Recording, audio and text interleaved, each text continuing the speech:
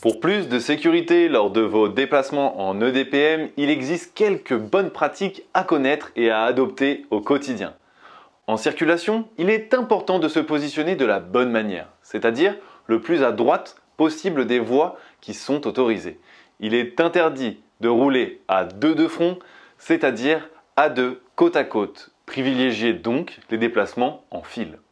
En revanche, veuillez à bien respecter vos distances de sécurité, celles avec les autres usagers en mouvement pour éviter la collision en cas de freinage brusque, mais également celles avec les véhicules stationnés ou à l'arrêt le long de la chaussée.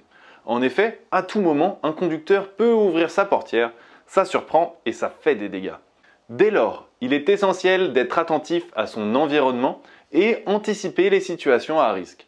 Entre l'inattention des piétons qui traversent, les obstacles en chemin ou encore le non-respect des priorités, faites preuve d'anticipation en adaptant votre vitesse.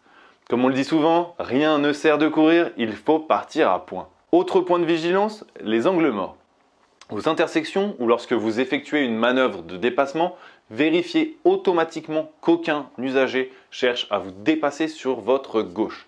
Assurez-vous également de ne pas vous placer dans l'angle mort des véhicules qui sont positionnés devant vous ou bien lorsque vous êtes à l'arrêt, notamment avec les poids lourds. Si jamais vous souhaitez changer de direction, tendre son bras à droite ou à gauche est une pratique possible pour les EDPM sans guidon. En revanche, en trottinette électrique, enlever une main peut entraîner une perte d'équilibre et de contrôle. Alors comment faire?